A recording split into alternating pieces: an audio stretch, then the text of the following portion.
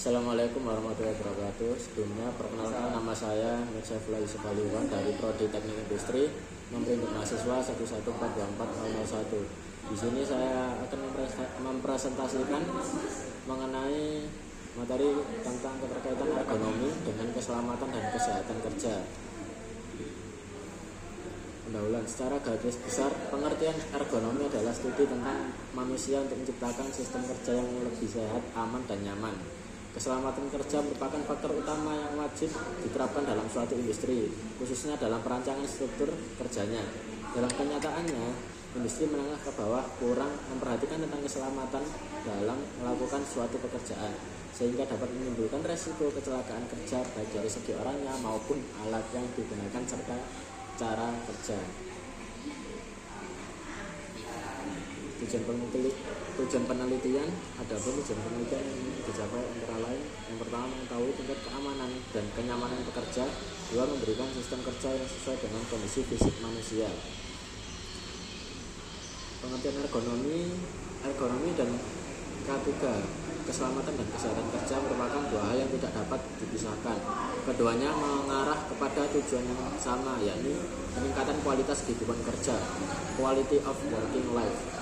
Aspek kualitas kehidupan kerja merupakan salah satu faktor penting yang mempengaruhi rasa kepercayaan dan rasa kepemilikan pekerja pada perusahaan, yang berujung kepada produktivitas dan kualitas kerja. Adapun tujuan penerapan ergonomi adalah sebagai berikut. Pertama, meningkatkan kesejahteraan fisik dan mental dengan meniadakan beban kerja tambahan, mencegah penyakit akibat kerja, dan meningkatkan kepuasan kerja. Kedua, meningkatkan kesejahteraan sosial dengan jalan meningkatkan kualitas kontak sesama pekerja, pengorganisasi yang lebih baik, dan menghidupkan sistem kebersamaan dalam tempat kerja. Ketiga, berkontribusi di dalam keseimbangan rasional antara aspek-aspek teknik, ekonomi, antropologi, dan budaya dari sistem manusia mesin untuk tujuan meningkatkan efisiensi sistem manusia dan mesin. Pada hakikatnya, ergonomi dan K3 adalah dua hal yang tidak dapat dipisahkan. Salah satu tujuan dari K3 adalah mengurangi resiko kerja akibat kecelakaan maupun penyakit akibat pekerjaan. Salah satu upaya untuk meminimalisir kecelakaan yaitu dengan merancang sistem kerja yang disesuaikan dengan kondisi fisik manusia. Dengan hal ini, kenyamanan pekerja sangat diutamakan. Dalam proses ini dibutuhkan disiplin ilmu ergonomi dalam perancangan sistem kerja. Posisi ergonomi di perusahaan berbeda dengan di dunia pendidikan. Mayoritas industri menganggap ergonomi sangat penting sebagai proses untuk meningkatkan kualitas kerja. Ergonomi di dalam dunia kerja lebih condong untuk meningkatkan K3 saja dan bukan untuk peningkatan performa atau produktivitas kerja. Oleh karena itu, ergonomi terlihat sama dengan K3, atau dengan kata lain telah terjadi penyempitan ergonomi. Dan karena ergonomi dianggap sebagai suatu metode, maka ergonomi diartikan menjadi bagian dari K3.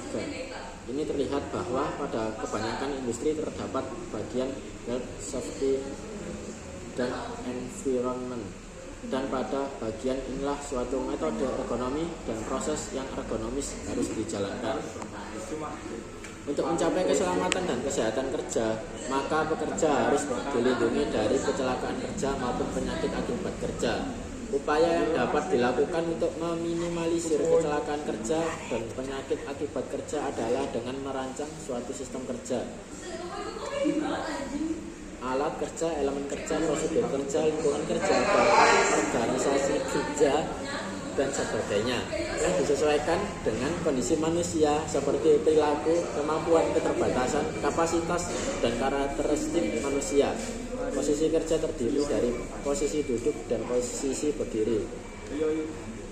Kesimpulan, untuk mencapai K3, maka sistem kerja atau elemen kerja yang ergonomis harus dirancang. Ergonomi juga dapat merancang bagaimana sistem kerja menjadi produktivitas atau efektif dengan cara mengurangi resiko error atau kesalahan kerja dan mengefisienkan proses kerja. Namun perlu diketahui bahwa inti dari semua indikator kerja yang baik itu adalah keselamatan kerja. Karena setelah keselamatan kerja tercapai, maka barulah kesehatan kerja, produktivitas kerja, kepuasan kerja, dan seterusnya dapat tercapai pula. Untuk meningkatkan ketiga diperlukan ergonomi dalam merancang sistem kerja atau elemen kerja, dan semua usaha untuk mencapai K3 bisa dibilang merupakan upaya ergonomi.